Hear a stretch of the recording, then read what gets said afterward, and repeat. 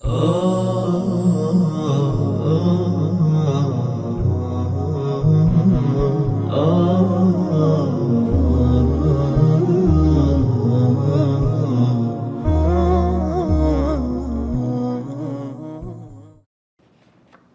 الله الرحمن الرحيم. الحمد لله والصلاة والسلام على رسول الله وعلى آله وصحبه ومن والاه. أما بعد، برزان لدرسكي رابردو بكرتي وبختي لباب الأول تعريف كلام مانكر بناسي كلام مانكر بوتمان دبي هو الكلام هو اللفظ المركب المفيد بالوضع. بس مانكر لفظ تيا مركب تيا ومفيد تيا ووضع تيا بس أنا مانكر أوردين السر أنواع الكلام يعني أقسام الكلام إن شاء الله. أنواع الكلام قال يعني قال المصنف يعني دانر ابن آجروم دلتنا ومثنكيا وأقسامه ثلاثة بشكاني كلام أقسامها ألبو كلام كيدا قرأته دي. وأقسام الكلام ثلاثة بشكاني كلام سي بشمان هي اسم وفعل وحرف جاء لمعنى. باش يكم اسمه باش دوام فعله باش سيم حرف جاء لمعنى دواتر دين سري بابين سر شرحك. وأقول أمن ضل يعني شيء ضل شارح ضل محي الدين محمد محي الدين ضلتن أو الرزق سيما لو شرح ذاك كومر قلابر لسدروا أزم الشرحي أو يدخين إن شاء الله بزين اسم تيا فعل تيا حرف تيا أو يدخينين وعلامات كان شان دخين إن شاء الله قبل راجيشتين. وأقول الألفاظ التي كان العرب يستعملونها في كلامهم ونقلت إلينا عنهم أو لفظاني أو شاني كعرب بكاريان دينا لقسكانيان وقسكاني عرب لو مقواسترايتوا قيشتي تما فنحن نتكلم بها في محاوراتنا ودروسنا أو قسانا كلومان هاتيو أما قسيان بيدكين لقفتوغو كان من محاورات ودروسنا لدرسكان من قسي بيدكين وشرح بيدكين ونقرأها في كتبنا وديخوانين لأن خوانين وقسانا دخوانين ولا كتاب كان من ونكتب بها إلى أهلنا وأصدقائنا بواسطة أو شانا رسالة دنوسين يعني شتي دنوسين لبو برادر كان من لبو كسكار من أو قساني كدنوسري دخيندريته وببرجود دكوي هرشتك لا يخلو واحد منها عن أن يكون واحدا من ثلاثة أشياء. أو شانا لا يكك لو سيشتخو دبنتوا كاسم وفعل وحرفة. يعني مثلا هر وشق ليرك نسرايا لهر كتابة كديبيني لصصبور اشتاكم نوسي هر قصك الجيلب ولا من بعربي كردم أو شيء كالزماني من دردس يعني كديخيني يكك لو سيبا شيء أو شيء يعني اسمه يعني فعله يعني حرفه لو سيشتي درناتيتن كواتب بشكاني كلام بكرتي وببوختي سيشتا يعني لو سي زيادة درناتيتن يكا قوتي تار ونيا لنحوي عربي ونيا. أزدين سريع كم بابزانين اسم تيا. أما الاسم في اللغة لغة اسم يعني لغة يعني قوتمان كدلين لغة يعني لزارا ودا أو شيء لو تبكار ده فهو ما دل على مسمى أويك دلالة لنا وليندرا وقدك يعني لفظك علامتك اسمتي لفظك وشك باشد قلت من كلام سيبشا يقلب شكان أو اسمه شرط كان كلام إيش باسمك كم شرط أو لفظك بي باشا لفظك علامته لبو كسك لبو شتك لبو ناوليندراوك لبو مسماك. مثلا تو كركته ناوي محمد كدلي محمد أو راس دري ها بلا بابا جان سدبي باشا محمد لو كاتو قوت محمد لو أو ردا قوتي بابا جان سدبي لو تكناوي محمد اسمك علامتك لبو أو مسماي لبو أو كسي لبو أو ذاتي نشانك لبوي أو بود ناستو كناوي محمد أو اسم لغة يعني لزارا هذا اسمك. مثلا كدري كرسي بونمونا كرسي راس لفظ كرسي شيوي كرسي ديتا بيش تساوي لو تسوك نشانك لبو كرسي أو اسم لغة. أدي كابراش نحوي كابراش زمان كقوتي اسم ما بس تي بيتي باب زين بيناسي اسم لا اصطلاح. وفي اصطلاح النحويين كلمة دلت على معنى في نفسها ولم تقترن بزمان أو دو شرطيها اسم. وشكا دلالة لواتايك دكا خوي خدي خوي في نفسها كذلك في نفسها يعني دون الانضمام للجملة پێویست ناکە ئەو شەی بخێ ناو جملەشێتە معنایەکەی بزانی هەر خۆی معنای هەیە و معنایەکەی دیارە وەلەم تەقتەرین بزەمان پەیوەست نییە بە هیچ کات و ساتێکەوە بەردەوام ئەو شتە ئەو حالەیە چی گوتمان مەسەلەن نمونەی ناتەوە محەممەد پێویست ناکە ئەمن محەممەدی بکەمە ناو جملەی برێ محەممەد سافر إلى فەڕەنسا یا محەممەد ئیبنی محەممەد کوڕی منە کە گوتم محەممەد تەواو محەممەد ئەتوڕێک کەسەکە دێتە پێش چاوی کە محەممەدە باشە کە گوتمان ڕەجول ڕێک شتێکت دێتە پێش چاوی کە مەسەلەن پیاوەکە و کەسێکی بالغە ئەوە ڕەجولە پێویست ناکە بیکەمە ناو جملەی ئەوە فی نەفسیها یعنی خودی خۆی معنای هەیە باش ڕەجول پێیوەستە بەکاتەوە یعنی ڕابردوو داهات و ئێستا ڕەجول هەر ڕەجولە کەواتە لەم تەقتەرین بزەمان یعنی اسم لە ئیصطلاحی نوحات لە ئەوەی کە مەسەلەن زانایانی لوغە کە دەڵێن اسم مەبەستیان پێ چییە مەبەستیان پێ وشەکە معنای هەبی بەبێەوەی بکێ ناو جملە وارووا پەیوەست نەبی بەکاتەوە ئەوە اسم بەوەی دەناسرێتەوە طبعا علاماتی دیکەی هەیە دواتر دێنە سەر ئینشاءالله دەڵێ محەممەد عەلیٌ ڕەجوڵ جەمەل يعني حشتر جەبەل چیا نەهڕ ڕووبار تفاحة سێو لەیمونەة ليمونة وعصا يعني دار عصا أوانا فكل واحد من هذه الألفاظ يدل على معنى هذيك لو لفظانة واتايشي هي هذيك لو شانة واتايشي هي وليس الزمان داخلا في معناه فيكون اسما زماني تيدا نيا وانا يسان زماني تيدا نيا لويا وانا دبنا اسم باش أنواع الاسم ليرة باسي تدكا باسي أنواع اسم دكا بزاين نوع اسم معناها والاسم 3 أنواع طبعا ولا متنكي باز نكره الشارح باسي دكا نوع اسم معناها مظهر ومضمر ومبهم بابزان هر يقلو أنا معناه نسيو يعني تنوع اسمك فالمظهر هو ما يدل على معناه من غير حاجة إلى قرينة اسمي مظهر يعني ناوي ديار ناوك كمعناه هي ببي أوي بيويز ببلغك بكا بيناسيني يعني قرينة يعني بلغة إذا وصفك بي إشارتك بي يعني شتك بيروني بكاتوا اسمي مظهر أو ناوية مثلا كدلين كتاب أبونو ليرة دل خالد كتاب بونو منا كلمة كوتم كتاب بيوزناك وصفي بكم راس أتوشتك ديتا ميشكت شتك كده خندرتوا أو كتاب أنواعي هي البيم كلمة كتابك اشتك هذا ميشكت ديالنا طبعا كوت بيوزناك من وصفة شي بكم أو اسمي مظهر يعني مثلا خالد راس خالد ديتنا وميشكت فإنه دال على ذات الشخص المسمى بهذا الاسم دلالة كسكتك كأو ناوي هي خالد مثلا كسك ناوي خالد كقوت من خالد طبعا دلالة خالدك ببيوي التباس دروز بي ببيوي وهم دروز بي يعني لما يشكد تيكلاويك دروز بي بيوز بوناك ولا يحتاج في دلالته على ذلك إلى قرينة لبو أو دلالته أمو وربقرم بيوستن ببلغة نية أو اسمي مظهر اسمي مضمر طبعا مضمر لضمير هاتيا كبمعنى زيناو دي ما دل على معناه بواسطة القرينة معناه كي لتسكاتك بديارتك بي أجر قرينة شي لقربي بيوسي بقرينة بيوسي ببلغة طبعا ليرة بيوسي بس بلغة يان بلغي تكلم يان بلغي خطاب يان بلغي غيبة يعني تكلم قسكرة خطاب كسي برانبرا غيبة كسي أو غائبة يعني آمادنية ليرة كسي سيم باو هابرين كسي يكم دوم سيم مثلا ضل أنا من بيوستن ببلغك أو وش دبي لزماني كسا شي بيت دري متكلم بي قسكرك بي قسكرك وقرينك أمنك قوتم أنا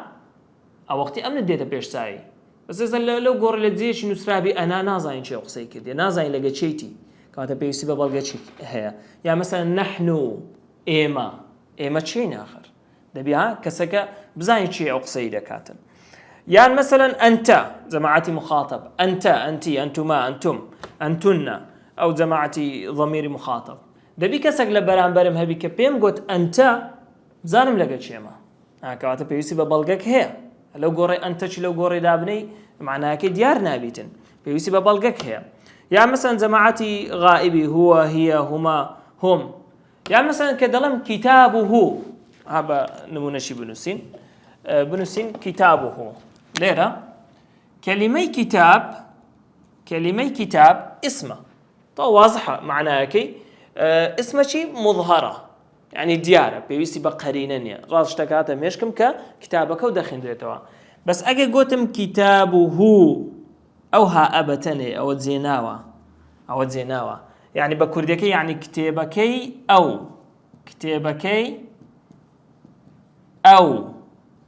او هاء او ضميره طبعا باسم حسابه راسته هيك بيتا بلام لزيناوا شيء باش دبي كسك هبي غائب بي يعني بلغك هبي غائب بي لبوبي بقرتوا او زاوا بيدل اسم شي مضمر اوش بابلين اسمي مضمر كبوشي وازا ديناسينوا يعني ضمير زيادة زيناوا كان دقريتوا او زا متصل بي يا منفصل بي بيوسي بقرينك بيوسي ببلغك زوري سيمتيا المبهم يعني نارون ناديار مبهم يعني شيء غامض آلوز ديارنيا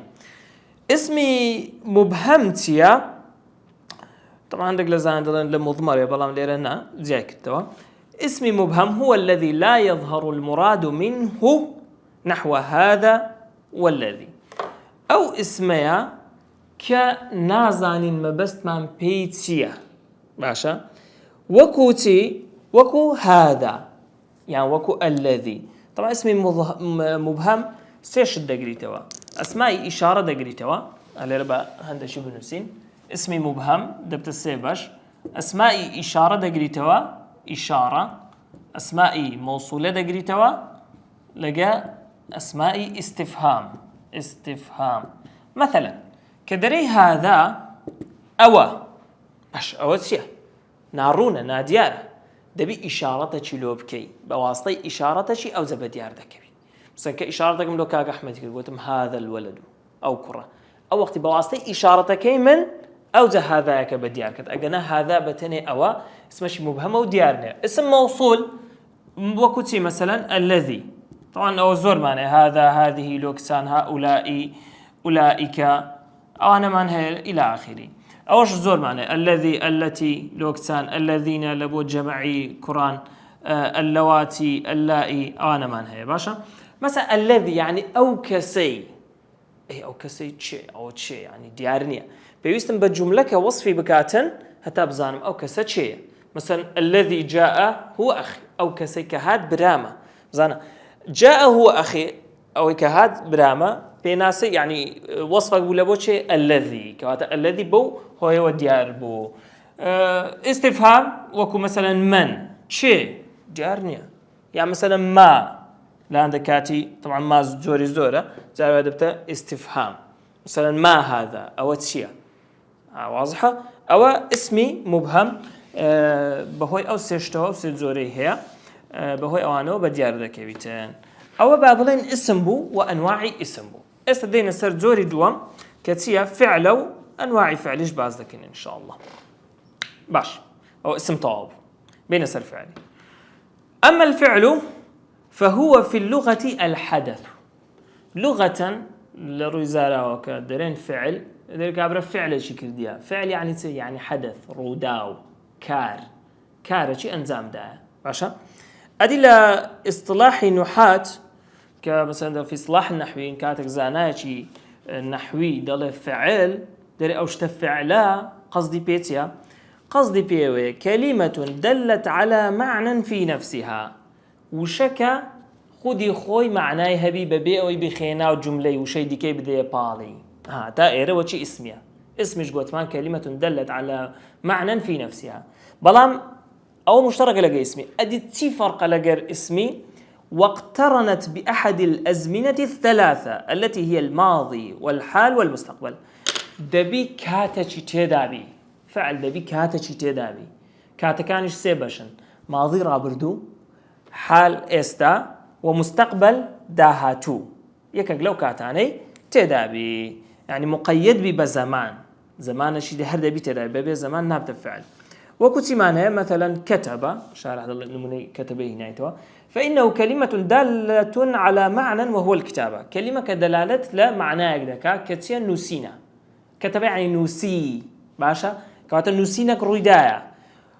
وهذا المعنى مقترن بالزمان الماضي أو معنى بيوست بالزمان رابردو نوسي لرابردو دا نوسي كواتا رداوك الرويدايا واروا لكاتا تشتدا ككاتي رابردوا ونحو يكتب هروا أنا منشكة دينتو يكتب دنوسي فإنه دال على معنى وهو الكتابة أيضا يكتب ديسان معناه اشتدا كتيا نوسينا وهذا المعنى مقترن بالزمان الحاضر أو معناه فيوست بس كاتكو إستا يكتب إسوا دنوسي عشان يان نمونشكة دينتو اكتب بنوسا كاتشتا نوسينا كروينا دا فإنه كلمة دالة على معنى وشكد معناه شيء هي وهو الكتابة أيضا كمعنى كتيا نسينا بلام وهذا المعنى مقترن بالزمان المستقبل أو معناه بيوست بالزمان داهاتو حتى يستا اشتكى روينا دايا أو بيناسي فعله ومثل هذه الألفاظ أو نمونانش منزورة كمثلا نصر ينصر انصر يعني السركة والسردكة سربخة وفهم يفهم افهم علم يعلم اعلم فهم يعني تيدقى تيجيش تيدقى تيبقى علم زاني يعلم دزانة اعلم بزانة جلس دانش يجلس دانش اجلس دانشة ضرب ليدا يضرب ليدا دايستا واضرب ليبدا أو نموني فعل بو أنواع الأفعال أنواع الفعل سنزور فعل معناها والفعل على 3 أنواع سيزور فعل معناه ماض ومضارع وأمر فعل ماضي معناه فعل مضارع معناه فعل أمر معناه الفعل الماضي فالماضي ما دل على حدث وقع في الزمان الذي قبل زمان التكلم أو فعله كالروي دا بيشوية تقصى كيبكي سكاقوتم كتابة بيشوية قصى كيبكم نسينك أنزام درابي مثلا كتب الأستاذ هذا الموضوع مع أو موضوعين نسي بيشوية قصى كيبكم نسينك لسا صبوري حاضر بو كاتو فعلك لرابردو نحو وكتي كتب فهم خرج سمع أبصر تكلم واستغفر واشترك أنا هم فعلتنا فعل ماضينا نوع دوام فعل مضارع والمضارع ما دل على حدث يقع في زمان التكلم أو بعده فعل مضارع تيا مضارع ما دل على حدث دلالة الرداء وقدك يقع في زمان التكلم استكا مقصى كيدكم اشتكوا رددا يان لدواي أوي كقصى كيدكم كاتدو زماني تدا هم حاضر هم مستقبل هم لبو استبكارده هم لبو مستقبل مثلا أنا أكتب سواء حاليا واشتي دنوس لو أنا باش دقتش لو قصي هر بردوان بملنوسين كاتا يكتبوك هم لو استا هم لو داهتوا يعني مثلا دلم يكتب استا نانوس دلم يكتب محمد الدرس محمد درس كيدا نوسي اشتاني نوسيا لو أنا باش دقتشك بنوسيتن كاتا هم لبو استا بكارده هم لبو داهتو بكارده وكتي يكتب يفهم يخرج يسمع يبصر يتكلم يستغفر يشترك أنا هم فعل مضارع كدبي بيك لا بيتكاني أنيتو دس بيبكا همزة نون يا تاء فعل مضارع دبيك لو بيتانا لسالتاي بيتن سيم زوري فعل أمر الأمر ما دل على حدث يطلب حصوله بعد زمان التكلم أمر زمان رابردو استايت دانيا أويك طلبك يعني دلالة للرداوة دكا كأتو داوة دكي أو رداوة روبدا أمرك دكي داوة لك سيبران بردكي أو شتات زيبك لدواي أويك قسكت كرت لدواي أويك قسكت كرت وكتب مثلا اكتب مثلا دلم يلا اكتبوا ما كتبته أو شتي بنوس نواك أمن نسيتم كواتن قويش تعنتها النسية ما كتبته أمن نسيتم باشا اكتبوا بنوسن يعني شانتها النسية كان نسيتان أو يعني باش قصة كي من كده نسن دبتا مستقبل أجنا يشتكر روينا ده افهم تبقى اخرج برودري اسمع جبقرا أبصر ببينا تكلم قصيبك استغفر داولي خوشبون بك واشترك باش داربا اشترك في الدورة. جيد. الليرة اشتكمان هي كجرينجا ليشان زياب كينوا أويش أما فرقك بكين لأنواع فعله لجر أنواع الأزمنة. فأول رش كينوا أنواع فعل نوع فعل مان هي أنواع أزمناش زمان كان أويش بأمان شوا نوع مان هي. مثلا أنواع الفعل أتو ناو كان دبيليك زيابك وعقدار فعلي الماضي هي الماضي، المضارع نوعي دوام، الأمر نوعي سيم أو سيا أو أنا تنا أنواع فعلا. أنواع الأزمنة تن زمنت هي الأزمنة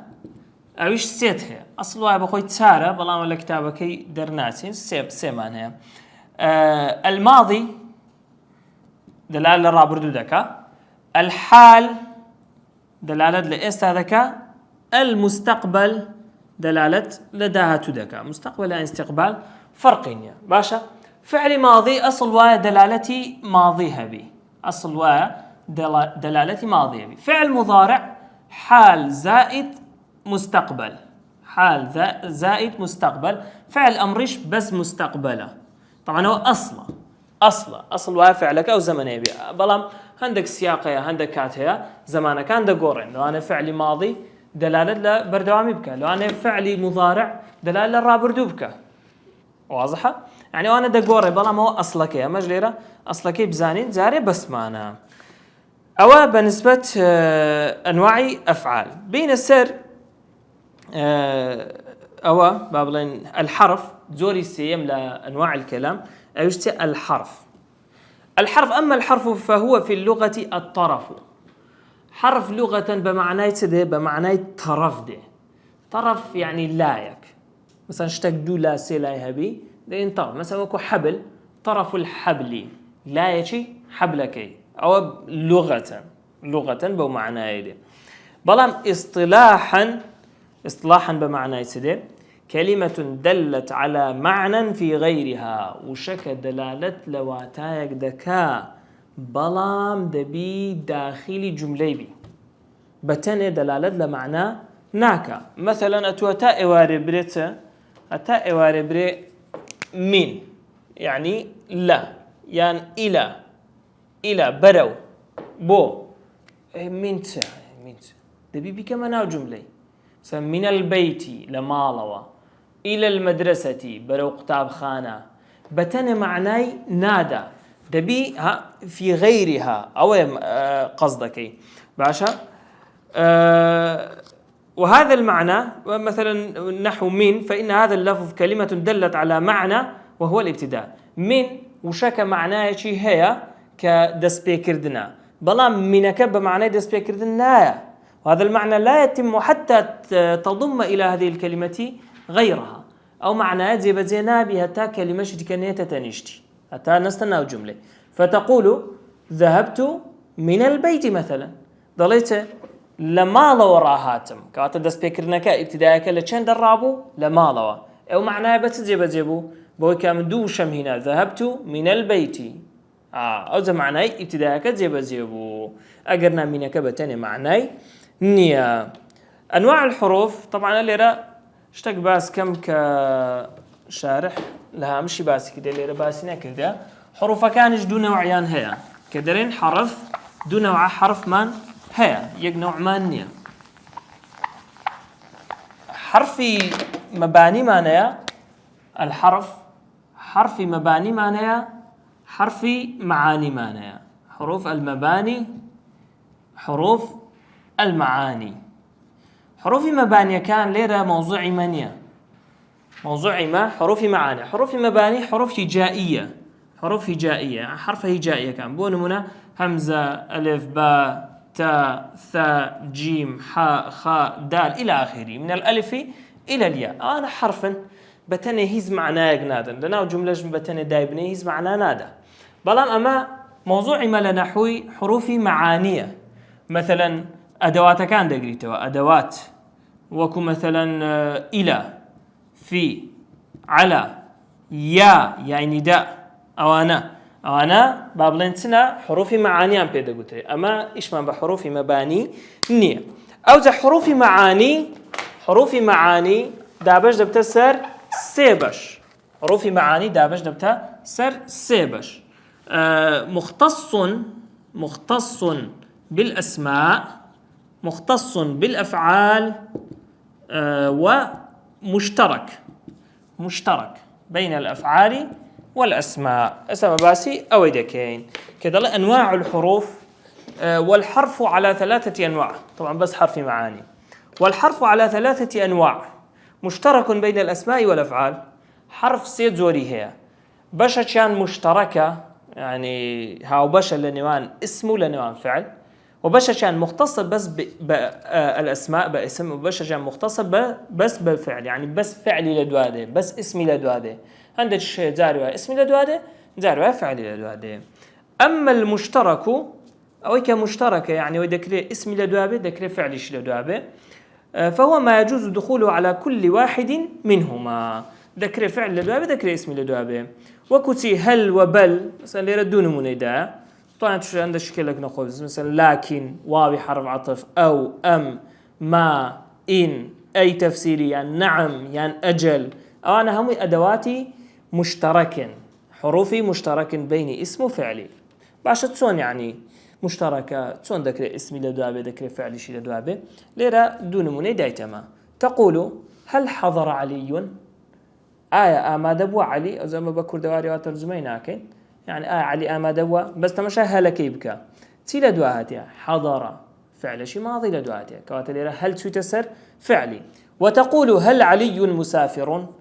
آية علي قشتي كردوا ليرة هل تي لدواتيا علي لدواتيا علي اسمه كاتا هل هم دسسر اسمي هم دسسر فعلي وتقول نمونج كدين توا ما أنت ببليد بل أنت مجتهد ما أنت ببليد ما أو حرف ليرة حرف نفيا تي لدواتيا أنت لدواتيا كاسمه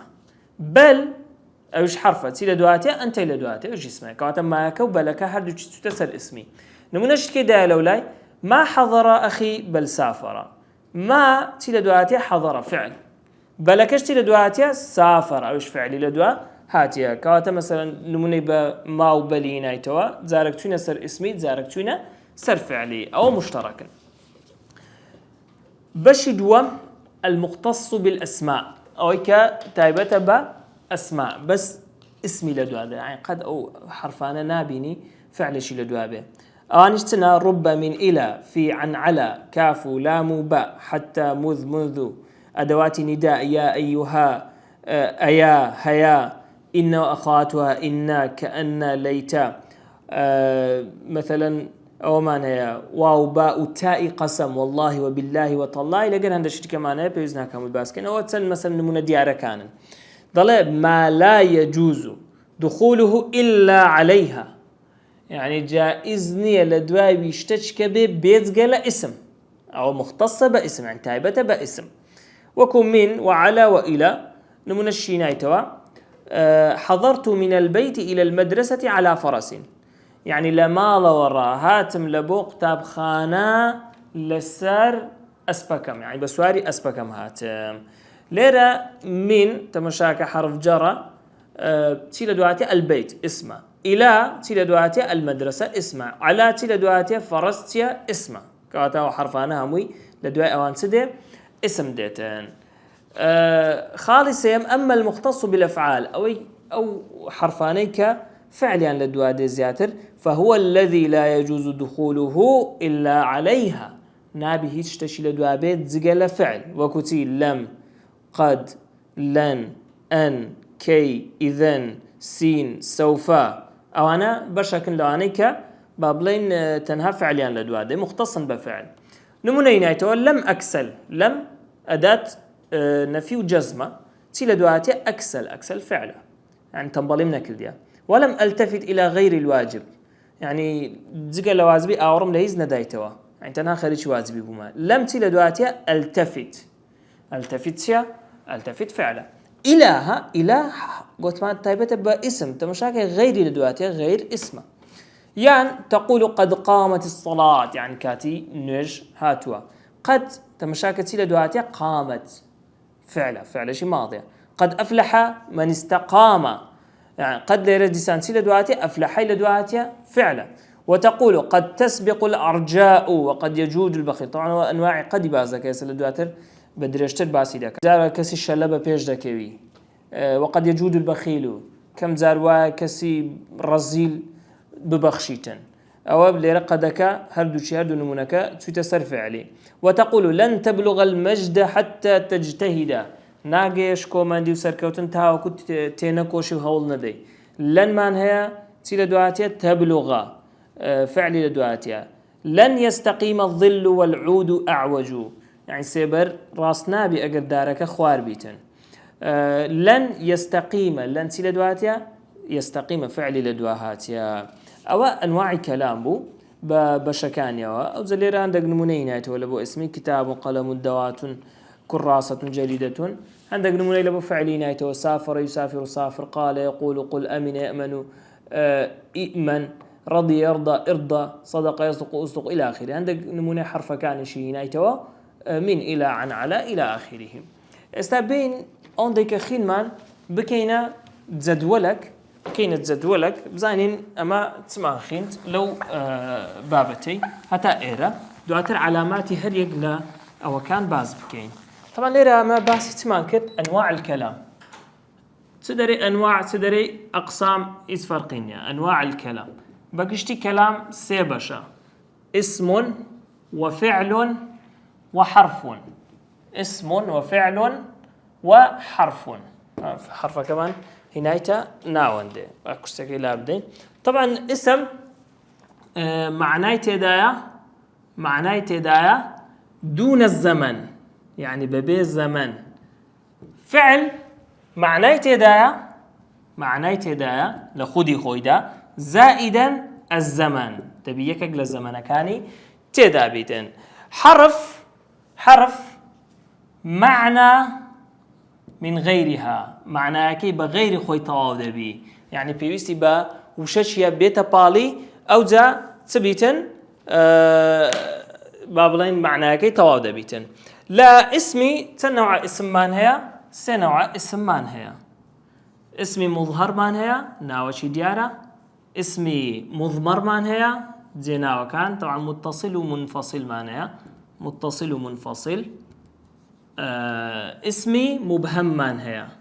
اسمي مبهم. اسم مضمركش وتمام بيوستي با سي أو هي يكك لو قرينانا يعني هو بيوستي دون قرينة بيوستي با قرينانيا. مضمر بيوستي با قرينة كيكك لو سي بشيا متكلم غائب لجر مخاطب. مبهمكش وثمان بيوستي با سيشت هي استفهام سنوع يعني استفهام موصولة لجر إشارة بيوستي بيكك لوانا هي موصولة كده بجملة شبيني وصف بكي إشارة كده بإشارة شبدي استفهامكش ده بجواب بديو جيب كي. دواترات يسر فعل سنوع فعل مان هي فعل ماضي الماضي فعل المضارع فعل الأمر قلت ما أصل فعل ماضي دلالتي ماضي تدابي. فعل مضارع دلالتي حال لجر مستقبل. وفعل أمر دلالتي مستقبلي تدابي. أو عندك خدمان بكرتي وببختي طبعا حرف ليرة لبيرنا كين قلت ما دون نوع هي مباني لجر معاني. حروف مباني هجائية كان وحروف معانيش سيبشة مختص بأسماء مختص بأفعال ومشترك معناها مشترك. أو عندك خدمان بكرتي وببختي دين السر علامات كان مخرج درجة كاتمان معه علامات كان هجر لبو درسي دابع إن شاء الله زور باش علامات كان كواتا دكينا درسي دابع إن شاء الله. صلى الله على سيدنا محمد وعلى آله وصحبه وسلم.